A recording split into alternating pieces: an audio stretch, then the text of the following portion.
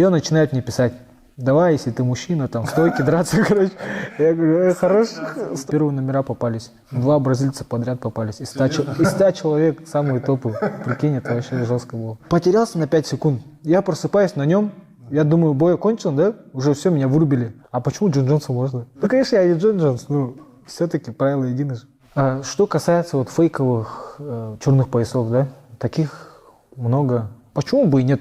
И дал ему черный пояс, допустим. Вот в Латинской Америке, в Буэнос-Айресе был. Там были бойцы ММА. Ты там тренировался, что ли? Да, там тренировались. В Бразилии просто как в Дагестане, типа. Потому что они говорят, там все нахимичены, там зал полный. Но у меня снова такие мысли были. Просто ходишь, и ты не понимаешь, вот зачем ты ходишь. А давай я тебе вопрос задам. Fight Lab, типа. Бойцовская лаборатория. Ну, звучит. Да, давайте.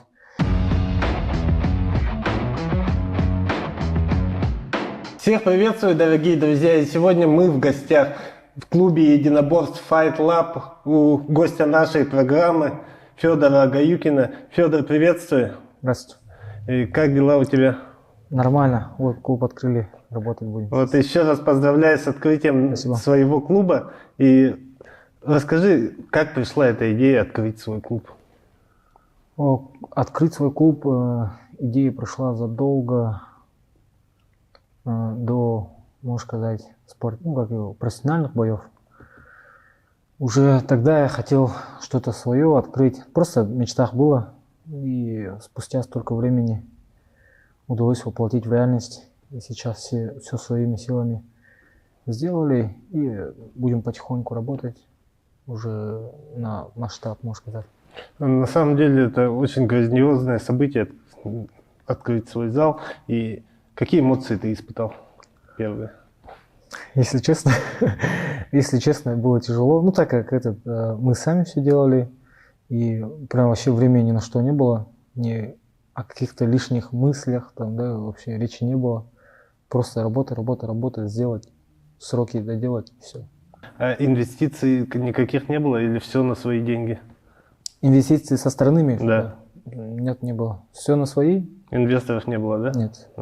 Все на свои? Да, все на свои. А кто был задействован в ремонте, сам или кто-то помогал? Мне помогала моя семья, жена, во-первых.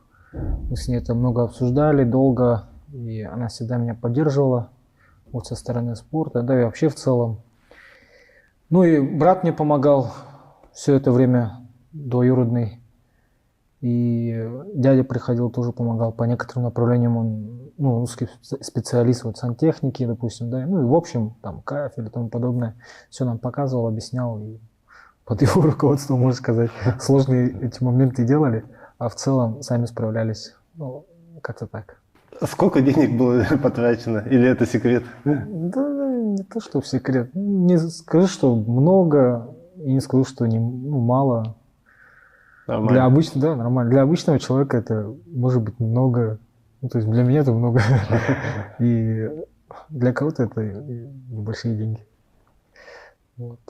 Ну и в целом мне друзья помогали, приходили здесь отдельно, вот, у кого время было. Я тоже понимаю, у них там своя жизнь, своя работа и тому подобное. Я они видят, да, процесс там в соцсетях, и сами друзья меня спрашивают, там, как, что, дела, тому подобное.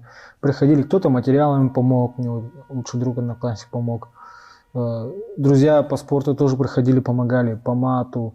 Отдельная благодарность Валерию Иргалову, он мне очень сильно помог, тоже поддержал. В общем, Славутичи тоже работали, вот, да, сам знаешь. Вот, как-то так. Вы с Валерой давно знакомы, да? Давние друзья? Да. Вот, с Валерой познакомились на Дальнем Востоке, когда поехали по боевому самбо. Вот там познакомились, заобщались, вместе выступили. Хороший парень. Как сказать, очень простой человек, да? Точнее, очень непростой в плане вот по спорту, да? Он очень мастеровитый, прям все хорошо впитывает, у него все хорошо идет, за что бы ни взялся. Но как человек он очень хороший человек. Легкий, спокойный, добрый. Вот такой вот он человек. И он будет тут тренировать, я видел, да? Да, он здесь будет тренировать детей первое время, потом дальше посмотрим. А сколько времени процесс занял вот это? Процесс сам ремонта где-то сколько, если так по дням, то 28 дней, из них там 2-3 дня перерыва были, и основное время вообще нон-стоп с утра до ночи. Вот так вот. Ну, там режим такой был, там в 8 утра встаем, там, позавтракать, там, умыться буквально и прибежать сюда, и до часу, до 2 стабильно вот так вот. А в дни, когда ты ведешь тренировки? Ну, в дни, когда я веду тренировки, это опустошенный человек, прохожу на тренировки.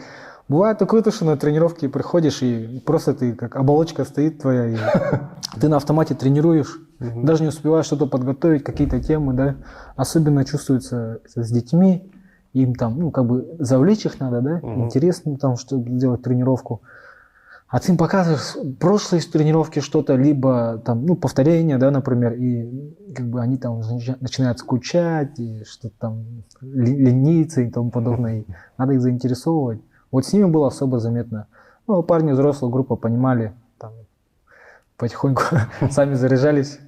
Ну и меня тоже там звали, тренер, давай поборемся, я тоже сам потихоньку забывал об усталости там, и окунался в борьбу, да, допустим. А бывали ли дни, когда ты после тренировки приходил сюда доработать? Да, так я последнюю неделю я постоянно так делал. Да. Даже 10 дней 10 примерно. А до этого я думал, ну, надо отдохнуть. После тренировки домой отдыхать. И так поздно там мы заканчиваем, там, допустим, 9:30, да? И сколько там, 9:30? Ну, да нет, мы даже раньше заканчиваем. Просто мы пока там помоются, пока там пока поговорят, там договорятся, заминку делают, кто-то там на канате висит. И это очень долго. Видео еще снимать надо, там влог вести. Короче, это все это время очень большое занимает. Ну и сами привыкли тоже, ребята. Ждешь, все закрываешь, потом уходишь. Уже после этого сюда приходил. Ну и здесь тоже зарабатывал. И до скольки оставался максимум? Да, максимум до 3 остался. О, ничего себе. Да. И потом 8 утра завтра. Ну да, там бывало чуть-чуть попытаешься поспать. Все равно утром рано встаешь. Ничего себе. А какой самый сложный процесс был? В ремонте или в открытии зала? Ну, давай в открытии зала скажем. В открытии зала? Ну, мне кажется, сам процесс от ремонта, да, это одна из самых легких, наверное, частей. Я так думаю. Ну, предполагаю, точнее. И самое тяжелое меня ждет впереди. Это реклама, агитация спорта. И привлечь вот хороших тренеров найти, оставить их у себя. То есть условия хорошие создать, да? Это, думаю, самое тяжелое будет. Ну и вообще персонал получается, да, если так назвать. Вот. И, ну, я думаю, в этом тяжесть. А вот этот ремонт, оно временное, то есть там, ну, буквально 28 дней поработали, ну, как бы не впервые, да. Сам по спорту тоже, знаешь, когда есть сроки, надо терпеть, ты уже себя как и устанавливаешь на это время, и все. Ну, удачи тебе в этом. Спасибо. Желаю успеха. И классная локация, подобранная прямо в центре города. Как нашли это место? И как подобрали вообще это место?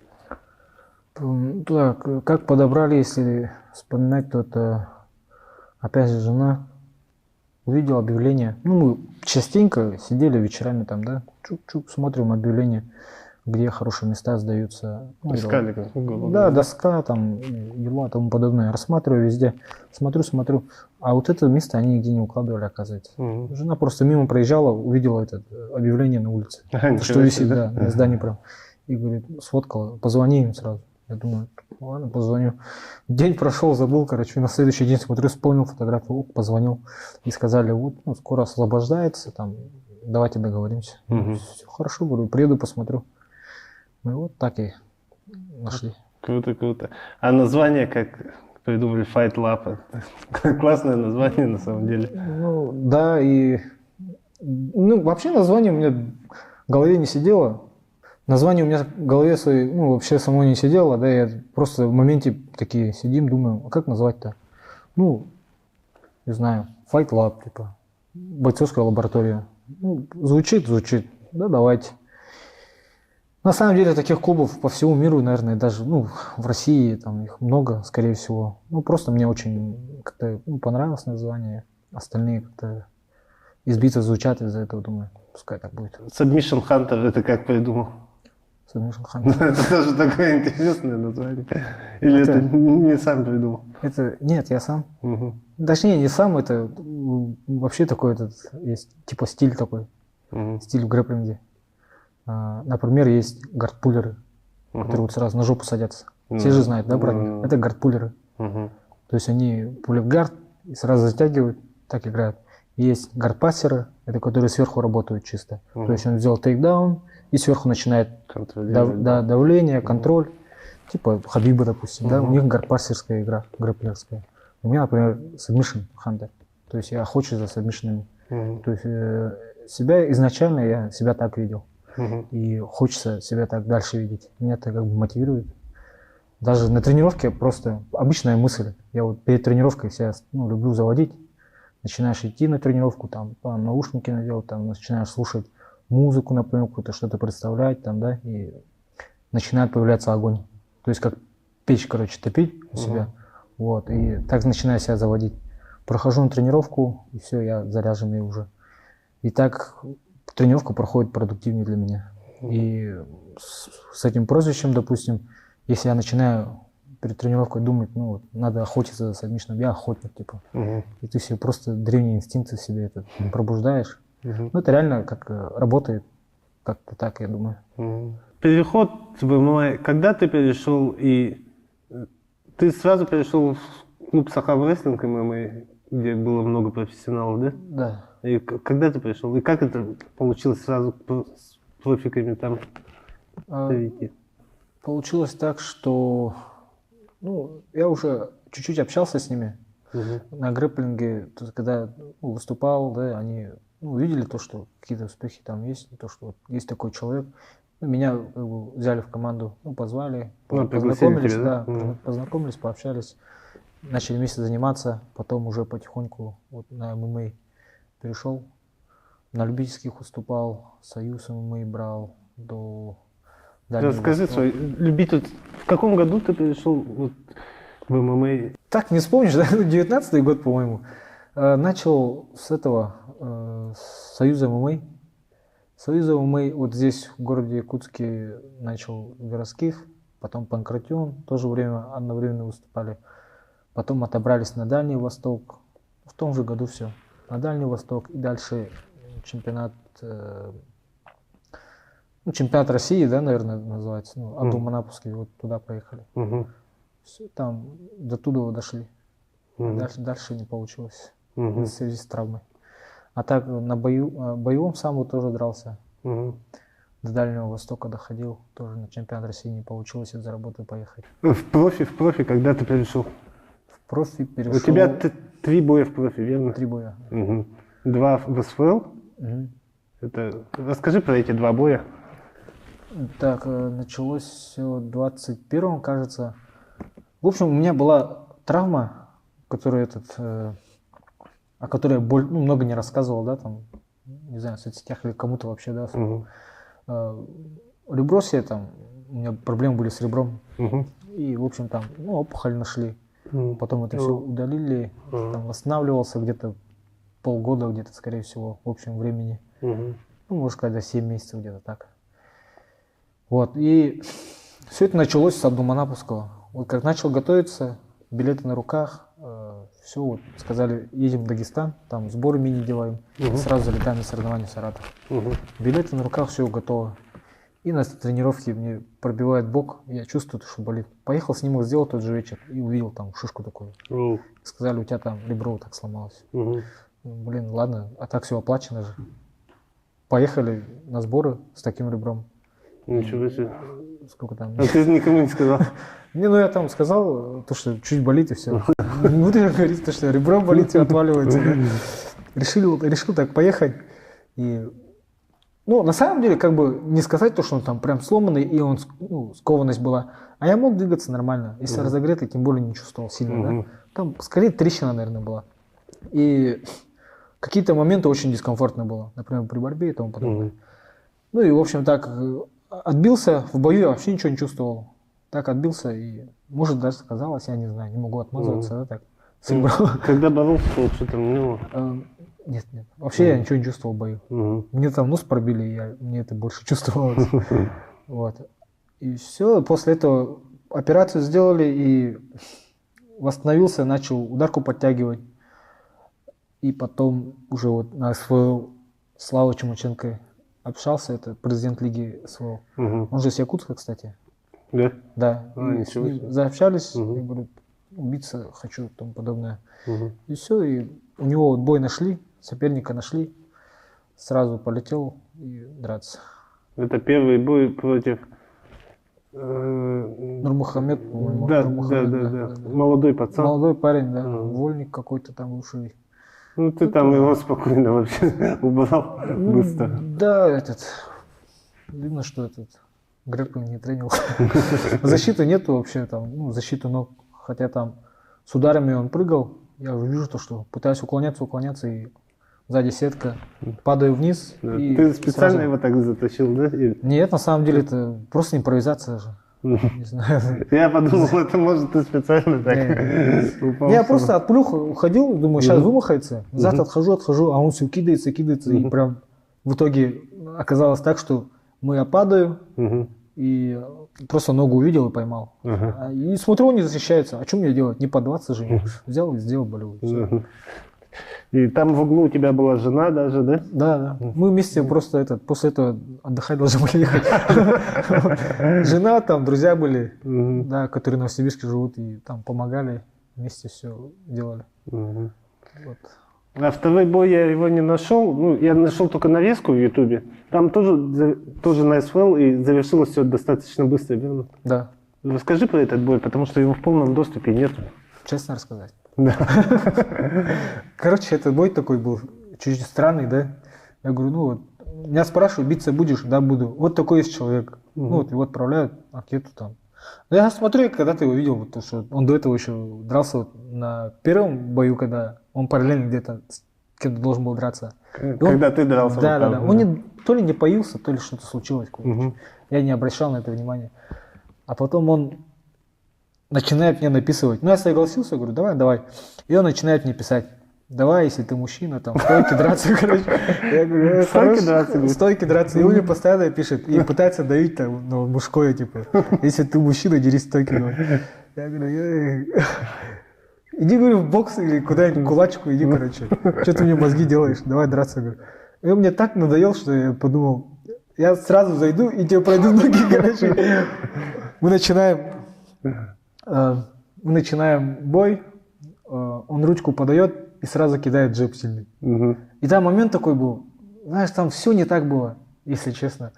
Я прохожу в ноги, и он какой настолько корявый, да, что он начал таз вперед давать, он как бы не спрол делал классический, он просто таз вперед дал. Как будто бы он хотел ударить рукой, передумал, хотел дать с ноги. Но я уже там был. Он таз вот так сильно кинул, и я ударился об его таз. Я потерялся на 5 секунд. Потерялся на 5 секунд. Я просыпаюсь на нем. Я думаю, бой окончен, да? Уже все, меня вырубили. Мне так показалось сразу. Я чувствую то, что я на нем, короче, лежу. Я думаю, ну все хорошо, слава богу, то, что среагировал, да? На автопилоте. И уже сажусь и думаю, все, короче, надо заканчивать по-любому. Потому что сейчас, ну, если там переживет вот это вот все, надо топовое положение добивать. Ну и все, и добил. А так, ну, злость была, то что из-за этого, видимо, слишком сильно зашел, и он тоже злой там, таз не так отдал, я не знаю, короче. После боя он извинился или газовал дальше? Не, он после боя все ушел там, не знаю, ну, такой на своей волне человек. Тоже молодой или нет? А? Молодой был? Да, молодой тоже. А почему-то на тот момент там, ну, не было, да, там такого, что кто-то газовал на меня, да, вот. Ну, кроме вот этого Нурмухамеда, он потом начал газовать после этого боя.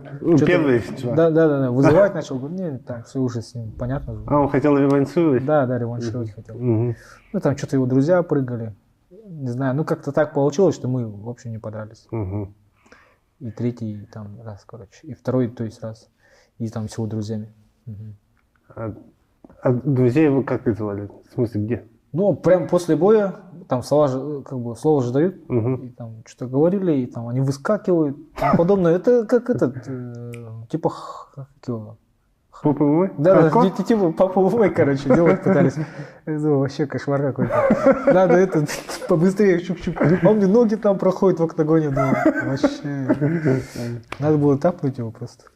Там же что-то из-за этой шишки вообще там стою, думаю, надо сейчас выйти, короче. Надо найти эту трансляцию, я хочу посмотреть. Посмотри. Вернемся к залу. И почему нужно было открыть свой зал, а не арендовать место, например, как Слабутич? Я искал свое место, и это не место в зале, например, да, или в каком-то помещении, а просто вот свое место в мире.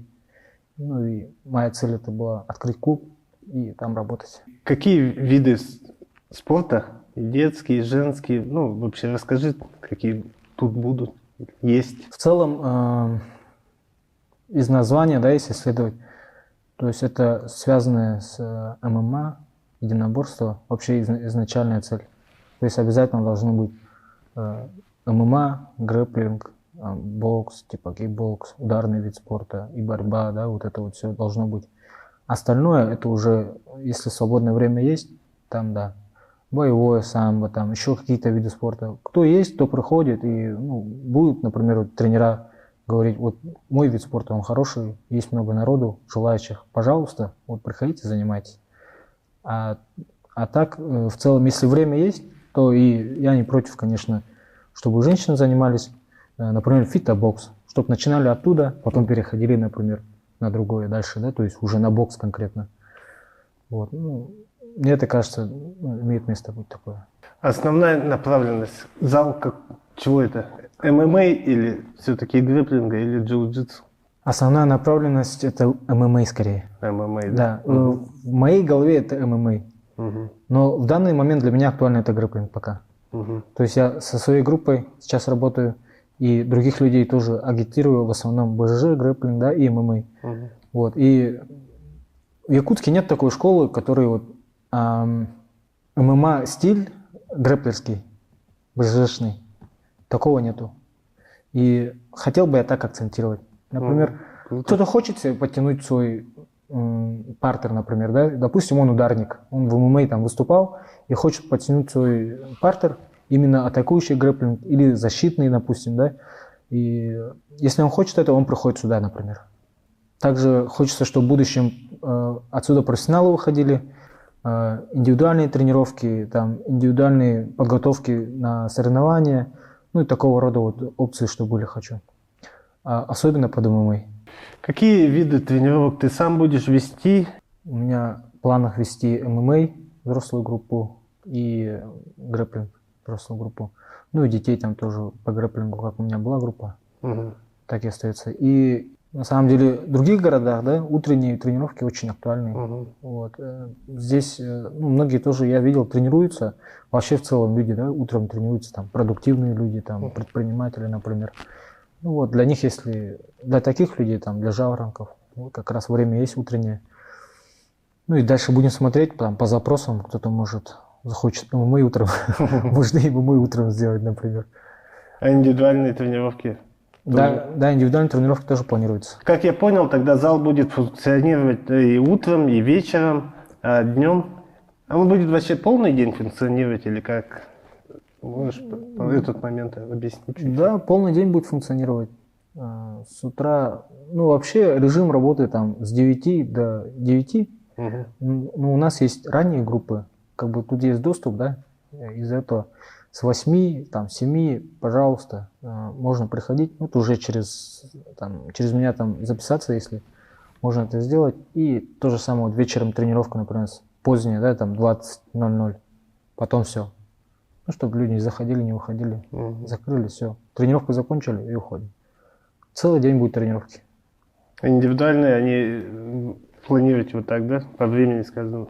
Да, по времени, скажем, договариваться, у кого как там свободно, и с тренером, допустим. Это, может быть и эта локация, может и другая, там, они как удобно, как говорят. Это просто как площадка, да, для тренеров, и через них могут прийти, и, допустим, там сказать, у меня дома, например. Там, может, не у дома спортзал человека. Это грубо говоря. Был бой в Eagles FC, и там был Булят, да, правильно? На самом деле я так и не понял, почему отдали ничью. Ты же, по-моему, ты выиграл этот бой. Там минус балл был, да? Или как, я не понял, вот этот минус балл. Ну, минус балл был за то, что я его снизу пнул в лицо. То есть с положения партера. Там не Он должно должен быть предупреждения. Нет, это же грубое нарушение, типа. Угу. Это все равно, что, не знаю, явно ударить в пах. Если случайно, да, это, то там базар нет. Просто это судья так решил, то есть рефери. И он решил, что это явно. Хотя у меня в голове по-другому было. Я рассчитывал то, что он прямо сейчас, он не захочет ко мне в партер лезть, он встанет. Я на это рассчитывал и на опережение просто пнул. А он не вставал же, он же сидел там. На опережение ударил, то есть на опережение я пинал, и он не встал, то есть вовремя, как я думал, да, он встанет.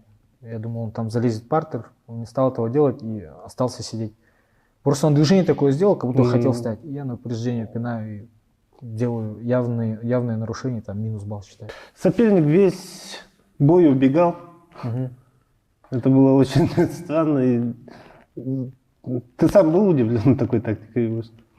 Ну, скорее, да. Я думал, он будет атаковать. Я рассчитывал на то, что он будет атаковать, прессинговать. И хотел поймать на этом его. А он все время убегал. И пришлось по ходу боя менять тактику. Тем более он там мне ногу сломал в первом раунде. А, ногу сломал? Да, этот малоберцовую кость. Это в какой момент? Лоу-киком, точно не скажу, первые 2 минуты или минуту вот так вот. Да? Сразу, он выбивает ногу из строя, я прям почувствовал то, что что-то случилось с ногой. А потом он второй раз попал. Там не было боли, да, такой, но дискомфорт был постоянно после этого, после первого удара. И все, и постоянно с этой ногой ходил, не могу ноги пройти нормально. И мне все кричат: атахакир, короче, я еще прижал его какой-то момент к сетке. Я смотрю, вот через сетку люди сидят вот так вот, да, типа VIP или кто, не знаю. И все так смотрят презрительно, короче. Атахакир, короче. Я не могу пройти просто тупо. Физически не могу. Потому что болит, я не могу рисковать. А с этой стороны стал и прошел как-то. Под конец там был момент. Когда ты душил его? Да, пытался душить, за спину прошел. Тогда к сетке прижал, момент был хороший, я думаю, ну сейчас надо проходить. Там какая бы ни была нога, просто поменял стойку и прошел. А если, например, здоровая нога была бы, да, я бы мог его, не знаю, ну, чуть с большого расстояния постараться зайти. С больной так не получилось бы. Но ты виду не давал, да, что... Ну, если честно, да, очень сильно старался сдерживаться. Соперник этого не понял. Да, особенно после первого удара, сразу в моменте думаю, так, надо собраться, лицо, надо это, гримас не показывать. Стою, также еще оставил ногу, рисковал, думаю, сейчас, если пнет, я, наверное, упаду, скорчусь от боли. Думаю, сейчас чуть постою, потом поменял стойку, но не догадался. Вот. Но и потом я его переднюю ногу начал отбивать, и он уже сам начал хромать. После боя на костылях ходил тоже. Я вот думаю, что этот бой ты забрал, тебе самому так не кажется? Ну да, чуть-чуть удивило момент. Там еще моментов много было всяких, типа, как будто бы маслом намазался было, чувство. Сколько было, да? Да, потому что с его командой я дрался, они знают, там, как я дерусь, да, вообще, там, в каком... Это не помешало задушить, да? Или... Ну, в моменте, да, у меня все было четко, ноги заправлены, я на спине нахожусь, и пытаюсь задушить, а он прям вообще скользкий. Я рефери говорю, вот он скользкий, надо проверить. Он говорит, бейтесь, слушай, не слушал меня, короче. Откуда ты знаешь их команду? Или они тебя знают, точнее? Ну, с ними я встречался, с его тренером, сейчас имя не вспомню, вот, с его клуба. У них Харам Аритон, короче, называется. Это в Бурятии. И вот с его подопечными я встречался. По боевому самбо и по союзу. Вначале ты начал так, прикольно, шоу такое показал. Даже не помню. Ну, как-то ты подошел, вот, начал звать его. А, партер ты что? Да. Партер подзываю, рефери вообще не понял прикола, да? Начал поднимать, что-то там считать, и думаю, блин, чувак, ты вообще не знаешь, что такое ММА, там шоу, короче, я думаю. Ну, прикольно шоу было, да, ну жалко было, я думал, сейчас погнали, короче, и думал, сейчас его так затяну. Ну, просто первый вариант, думаю, сейчас попробуем. Тук-тук-тук, так зашел, сразу понимаю. А почему Джон Джонсу можно? Он же заходит так. Ну, конечно, я не Джон Джонс, но все-таки правила едины же. Все, ничья в этом бою, 2 победы, ничья. И почему не было следующих боев? Ну, семья, быт, как-то вот так вот получилось. А травма, вот она быстро прошла или восстанавливался долго? Нет, на самом деле травма особо это не мешает. Вообще не мешает в данный момент. Просто на то время боялся чуть-чуть. Потому что там бог, не бог, там ударят, короче, заболит. А я про последний бой. А, ты про лоу-кик. Не, нога восстановилась. Все нормально Да, там все было? нормально. Вообще все функционирует на 100%. И тут тоже все в порядке. Да. А планируешь ли ты выступать еще в ММА? Ну, в джиу-джитсу ты выступаешь, я в этом году даже выступал, да? Выступала. И будешь выступать? Да, да. А в ММА? В ММА тоже хотелось бы, планирую. Планируешь, да? Да, да. Ну, все устаканится, все залом наладится, я не знаю, там, спокойно готов до 35 лет, там, надо по-любому выступить раза, там, не знаю, 6-7, короче, вот так вот. Профи или в любителях? Профи, конечно. Только профи, да? В любителях тоже хочется. Союз. Там же можно до 5 боев, по-моему. Или до 3, или до 4. Короче, до 4 боев. Ну, с 4 боями. Да, да. И вот, кстати, про Союз. Наши в этом году очень хорошо выиграли, все Дальний Восток вообще порвали. И не очень получилось на России, на Панкратионе, на Союзе. Ну, 0,5, можно сказать, выступили. На Панкратионе, Союзе, на первенстве. В чем причина, как ты думаешь? Ну, это чисто мое мнение, что не хватает соревновательного опыта, частоты выступлений и, ну и окружение. Например, мы здесь как, не знаю, на отдельной планете сидим, и все далеко, и не можем набраться опыта, то есть соревновательного опыта. В центральных областях там между собой постоянно соревнуются, у них там, не знаю, каждую неделю можно биться, например, если захотеть. Разные турниры, да, виды спорта. Да, разные, там грэпплинг, ММА, все на свете есть. БЖЖ, муай-тай, вообще что хочешь, короче. И с КФО то же самое. Там сейчас уже тоже родиной ММА становится, да? Там появлением Петра Яна, например, да, и до него тоже было Сибирь, типа там Шлеменко и тому подобное. Там постоянно выступает. Даже уже Новосибирский, например. Вот. Что касается Дальнего Востока, это вот чуть-чуть тяжело из-за этого парням. Ну, несмотря на это, есть, я замечаю, там, в Уссурийске, например, там парни есть, там, чемпионы России были, по-моему. И с Камчатки тоже хорошие, крепкие парни. Ну, надо конкуренцию создавать. Турниры. Да, турниры, клубы, все это, чтобы развивалось, люди, чтобы занимались, тогда только будет. Ну и то, что сейчас парни занимаются, конечно, они должны там больше сборов ездить. Например, вот Вася же ездит. Сергей? Сергей, да. Сергей Вася, ну. Вот он прям хорошо ездит на сборы, соревнуется, у него прям хорошая частота, по идее. Вот если так же будет ездить, там стабильно будут выигрывать. Это просто мое мнение. А так, со стороны, если не знаю. Чем ты занимаешься сам еще, кроме тренерской деятельности? Сам нет, больше ничем. На данный момент ничем. Зал и тренерская деятельность. Семья, там, хозяйство, дом, короче, и вот зал. Ты же, как я знаю, работал в структурах. И почему ушел оттуда? Ну, показалось, как будто хватит уже. Сколько, там, не знаю, сколько точно, там, около 8 лет поработал и подумал, что хватит. Все уже, да? Да, да. После МВД перешел в УФСИН, поработал в УФСИНе. После этого уже все. Планируешь ли ты сотрудничать с другими клубами, федерациями, проводить турниры в этом зале? Да, почему нет? Посмотрим, я открыт к таким вопросам. Открыть предложение можно. Да. Сам здесь планирую тоже, ну, среди детей 100% делать. Детей много будет, соревнования будем делать. Вот. Дети много ходят, нравится им? Ну, дети, вообще у меня группа небольшая есть детей, и сильно не рекламировал. Там, не знаю, люди не знают, что такое грэпплинг, да, и не спешат детей отдавать туда, например.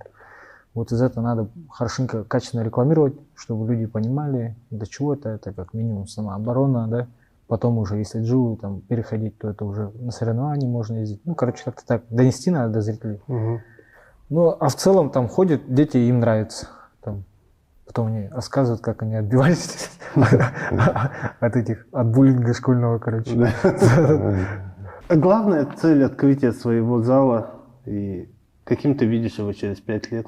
Ну, через 5 лет, если да, то я вижу крепко стоящий зал, где ходит полно народу. И вообще хочется предоставить условия такие, да, чтобы человек, когда ходил на тренировки, он не думал, что зря я хожу, не зря.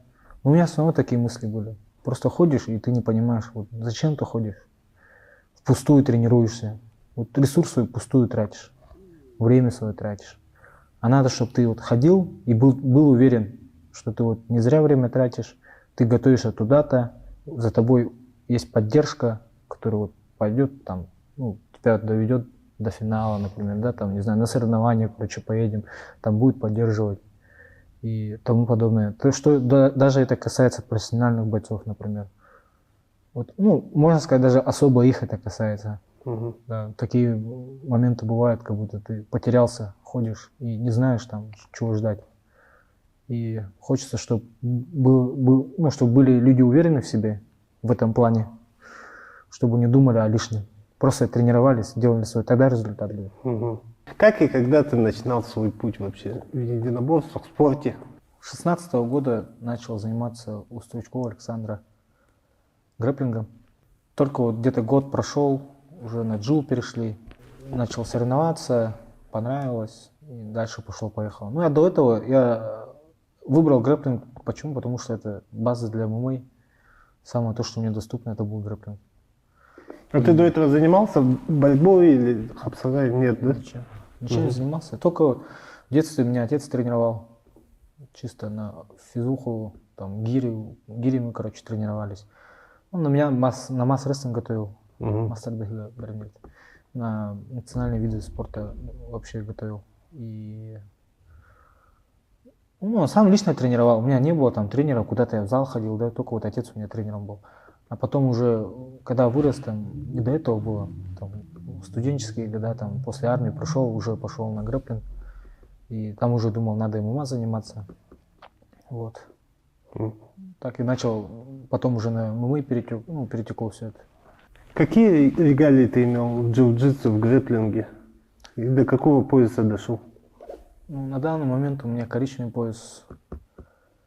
Что касается регалий, на международных соревнованиях много где участвовал. По республике немного соревнований, да? И тут нету такого отборочных этапов, как в классических видах спорта. Тут ты можешь заявиться, просто если ты готов, ты заявляешься, кидаешь анкету, например, да? Ну, заполнил, все, туда едешь с заявкой и выступаешь. Так тоже и касается международных соревнований. То есть на чемпионат мира любой человек может взять, поехать. Но готов ли ты рискнуть, да? Потратить столько денег? Все со своего кармана. Конечно, да. Ну, со своего кармана, и бывали там моменты, когда поддерживали, там спонсоры бывали, даже поддерживали. И в основную часть, в начале особенно, все своего кармана было. Ты выиграл чемпионат мира, да? Да, чемпионат мира по белым поясам. По белым поясам, да? Да. По каким федерациям, вот, что именно выиграл? По ACB чемпионат мира, по AGP чемпионат Европы выиграл. О, круто. Ага. И потом дальше уже на международные там IBJF тоже есть. Это одни из таких топовых были на те времена. И на IBJF ездил, там на Санкт-Петербурге международные выступал. Там сколько тоже очень много схваток было. Для меня это самый запомнившийся был, потому что после этого я поехал в Дубай на чемпионат мира по синим поясам. Там, к сожалению, уступил, потому что там первые номера попались. 2 бразильца подряд попались. Из 100 человек самые топовые. Прикинь, это вообще жестко было. Мне еще такой момент был, когда сетку я уже вижу, да, то, что там 100 человек есть. Уже там волнение внутри, думаю, надо заряжаться. После Питера уже готов. Ну, я считал, что я готов. Физическая форма хорошая была. Все, мы летим в Дубай, и мне парни говорят, там есть один чувак, и он очень опасный, бразилец, проспект, его смотри. Вот я же тебе рассказывал про Мияу. Мгм. Вот это их ученик был. А, да? Да. Я думаю, ну хорошо, посмотрел в интернете, имя пробиваю, и все, там, у него все схватки там Егошина есть в интернете. И давай смотреть там до дыры. Так, все привычки, все рассмотрел. Потом уже после взвешивания выходит сетка, где вот мы, кто с кем борется. Я смотрю, и против него я стою, думаю, о, понятно.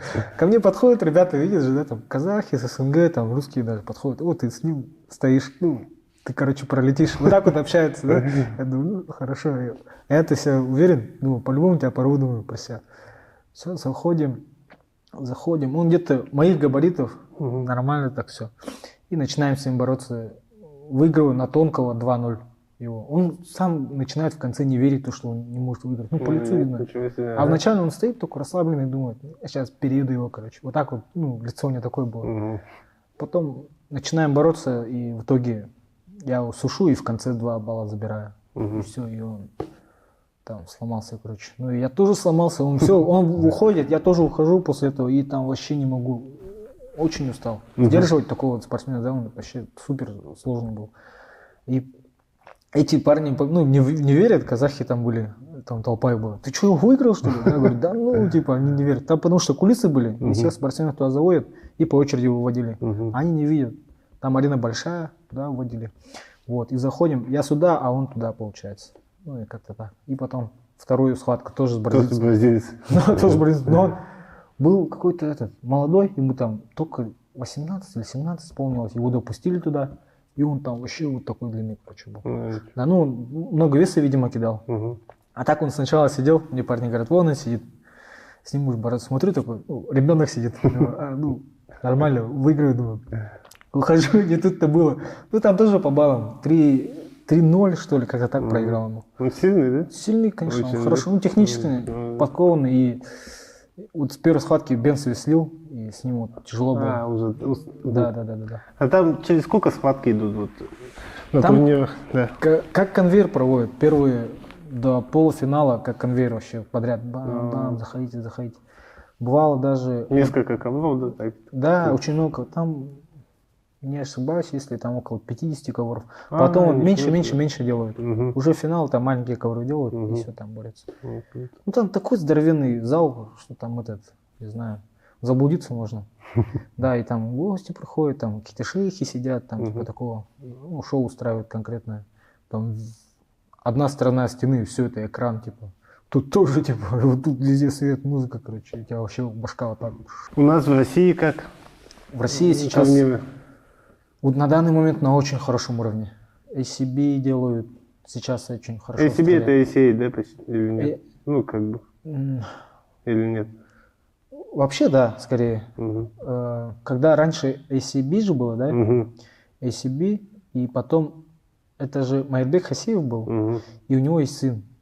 Я, если честно, не могу сейчас имя вспомнить, да? В общем, он занимается БЖЖ, и он решил тоже промоушен открывать. То ли он решил, то ли кто. Короче, открылось под названием ACB-JJ, то есть ACB Jiu-Jitsu. И потом ACA переименовывают, то есть ACB переименуют на ACA, то есть он с Ахматом сливается, да, а ACB-JJ так и остается. Все. И оно как будто бы отдельно. Вот. А ADCC это? Абу-Даби Combat Club. Это давно придумали. Это шейхи придумали. Чтобы ну, короче, кто самый сильный грэпплер, вот так вот. Там бабки заплатили, они приезжали, там устраивают турнир, типа, и смотрят там. Например, вот сейчас, если вспоминать Марсело Гарсия, там боролся, да, там он всех уничтожал. 75 там, килограммовый чувак, уничтожал там 120 килограммовых людей. То есть это же вообще круто же наблюдать такое. Ну и Гальвао, там в свое время у них такое золотое время было, EDC, прям когда все топы были звезды и проспекты, и там бойцы UFC все были там, да, вот, и было прикольно наблюдать. Сейчас, не знаю, сейчас другая игра. Твое самое крутое достижение, можно так, если выразиться, лучшее достижение для тебя в джиу-джитсу, вот, грэпплинге? Джиу-джитсу? Грэпплинг или джиу-джитсу? Да, не вспомню даже. Не чемпионат мира? Это... Да, но это ну, вообще по любителям, по белым поясам. Да, можно да, сказать. да. Это не такое как бы большое достижение, но Ну, это там очень нам хороший уже много результат. было, да? Да, очень хороший результат. И это можешь сравнить как с юниорскими, например, типа, может быть так. Скорее. Там тоже были крепкие парни, и на начале пути типа встретились, да. А так, если за последнее время я не знаю даже, ну по профессионалам выступал, мне понравилось, вот в АИГе выступал. Первую я выиграл, вот, и вторую проиграл. Ну, то, что я там дебютировал, вообще как профессионал в грэпплинге, ну, мне вот это вот понравилось. Это где было? В Алмате. Круто, круто. Там АИГа есть такая лига. Слышал, Да, они прям вообще, не знаю, откуда у них деньги, но они вообще так хорошо делают. Они там в Америке делают, где-то еще делают, по всему миру, короче, катаются, все делают. Круто же. Какова там атмосфера по сравнению с турнирами ММА, в которых ты участвовал? Думаю, примерно на том же уровне. На ММА, вот, допустим, взять Игл, Иглс последний, да? Примерно такой же уровень. И вообще по масштабу организации и, ну, и поддержки зрителей, ну, конечно, другое, потому что здесь я в Якутске был, да, и вообще на других турнирах тоже был Игл, все смотрел, присутствовал там. И ну, то же самое, и поддержка как бы в России чуть другая, а там в Алмате вот, ну, тоже по-другому было. Они прям приходят на грэпплинг? Да, там приходят, смотрят, люди вообще очень шарят, даже старые люди приходят, смотрят, интересно им. У них ММА, все развивается у них. Там у них что есть, Октагон есть, там Найза есть, и прям вообще куча народу там. Джиу-джитсу, вот ты говорил про вес там соперника, то, что он гонял. Джиу-джитсу много гоняет или не так сильно, как мы? Мне кажется, нет, да? Или все-таки да? Скорее нет, чем да. Но есть отдельные люди, которые много... Ну, кто привык много гонять, тот и гоняет. Вот если человек не привык, он не будет гонять. И у него тело не привыкшее, там, не знаю, просто физически не сможет. Например, там десятку скинуть. Десятка это много, как бы, да? Но для кого-то это нормально. А взвешивание как происходит? В день или за день? В основном за день. За день, да? В основном за день, да. Ага. И ну, некоторые под свое правило делают. Допустим, там профессиональная схватка, они могут там в день сделать. Либо там могут договориться просто. Например, если это бойцы. У них совсем другой график. То есть они там могут готовиться под что-то, еще как-то так. И весовые там разные. Могут договориться просто и залетать там 75 условно, там легкий вес или еще как-то так. А ты вот в ММА и в грэпплинге? Ты как, где гонял, где нет? Или... В грэпплинге, я вначале так, в грэпплинге так чуть-чуть гонял. Где-то по 3, по 4 вот так килограмма. Это немного. А в ММА, если честно, я немного гонял. 61 всегда бил Саша. Вот. А вообще планировал 57 браться. А твой вес был тогда? Ну, средний вес где-то 66, 67, вот так бывало. В последнее время поднабрал 60, ну, вообще до 70 доходило, потом скидывал. Ну, рабочий вес, там, не знаю, в межсезонье это 67-66, вот так. Ну, немного получается. Немного, да, и там сколько, 5-4 килограмма сгонять, это несложно. Особенно там начинаешь, когда обороты набирать, у тебя самого вес падает, и в конце стоит там 2-3 килограмма. И можешь объяснить вот человеку, который не разбирается, как вручать пояса в джиу-джитсу? Как вручают пояса? Я вот смотрю в ММА, там иногда вудли просто так дают, кажется. Не понимаю чуть-чуть этого. Чуть-чуть не понимаю, да. Ну, можно сказать, такой сложный вопрос. Там у каждой страны, у каждого места это по-разному делается. Ну, в целом есть рекомендации. Например, там, ты вот пришел, например, белый пояс, отзанимался, ну там, не соревнуешься, например, да? Просто для себя занимаешься, и ты, видно, заметно улучшаешься. Тебе могут там, ну, в течение от полугода до 2, что ли, вот такое время, до синего пояса. То есть я смотрю, человек занимается 6 месяцев, и он, если себя хорошо показывает, я могу ему вручить, например, синий пояс. Технически я могу сразу ему вручить, в принципе, но это неправильно будет. То есть это должно вот от рекомендаций идти, по идее. А вручать должен тренер, да? Тренер, да. Ну, высший пояс, который есть в зале, он вручает, он решает. Ну, и там тоже есть свои, там дальше, то есть по филиалам же все делятся. У нас, например, «Стрела». Мы можем дальше там переговариваться. Я говорю, вот 10 человек такой, там, если старший пояс, например, коричневый, там, пурпур дается, да, вот на таких уже разговаривают об этом. То есть давать ему или нет. Вот. Потому что человек, он выступает, не выступает, они этого тоже хотят. Ну, хотят знать, видеть, чтобы развитие было. Вот. А в Латинской Америке, в самих Штатах, например, там чуть по-другому. Там их очень много просто этого. И они, скорее всего, даже уже давно это, да, они могут так раздавать потихоньку. Ну, просто так, типа. Ну, не то, чтобы просто так, а вот просто занимается человек, ну, условно, вот ты в ММА занимаешься, там, у тебя рекорд, там, ну, 10, там, 5, допустим, да, и, ну, почему бы и нет, там, и дал ему черный пояс, допустим. Типа такого, короче, выиграл ты сабмишином, там, сделал дарс, да, там, все, тебе дали черный пояс. Но если ты чемпион UFC, я думаю, ну, не грех дать черный пояс, почему бы и нет. А что касается вот фейковых черных поясов, да, таких много, и вот в Латинской Америке, в Буэнос-Айресе был зал Нового Униао. Там были бойцы ММА. Ты там тренировался? Да, там тренировались. Ничего себе. И там были бразильцы, они, ну, ММАшники там, да, профессиональные бойцы, у них рекорды там по 10-1, типа такие, короче. Ну, вижу то, что у них в ударках хорошая. У нас пара ставят, я с ними стою, тут работаю, они прям, ну, неплохие, да. И они вот с зала Жозе Альдо были парни с Нового Униао. Роняю их и делаю сабмишн. Я думаю, он поддается. Оказывается, это он реально, ну, его уровень, типа, да.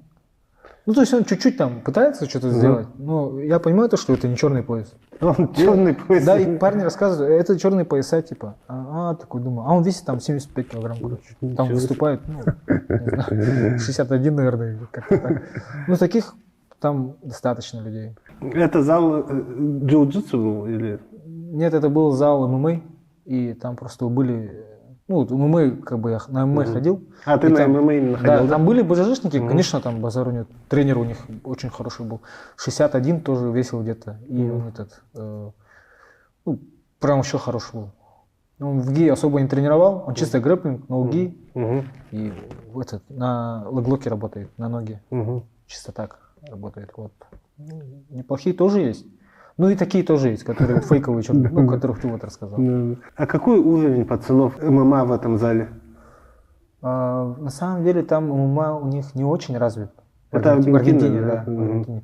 А если пацаны взять то, что они бразильцы, а бразильцы, ну, как бы они хорошие, я с ними общался, они говорят, там, ну, в Бразилии просто как в Дагестане, типа. Ну, как мне рассказали, я так понял. Потому что они говорят, там все нахимичены, там зал полный, и ты просто, ну, надоест тебе счета платить за больницу, он мне так рассказывал. Я такой, ну, понял. Примерно я понял обстановку, то, что там все нахимичены, заряжены, и тебя там уничтожают, короче. Там кости ломаются и тому подобное. Ну, а уровень этих пацанов? Аргентинцев не очень хороший, да, на самом деле. Но оттуда, ну так, по чуть-чуть выходит. В UFC, например, попадают. Панзибини, да? Панзибини у них самая, по-моему, большая звезда. Да. И там еще есть потихоньку там. Прада, по-моему, был. Это в легком весе, кажется. Еще там женщины были. Ну, потихоньку есть. А вот именно те пацаны, говорю, бразильцы, которые черные пояса. Да. Они на самом деле нормальные. Нормальные. Ударка хорошая, да? Ударка хорошая. У них просто достаточно, по ходу, они сами база ударка. Им достаточно вот takedown defense сделать. Ну, как работа этого Адесании, допустим.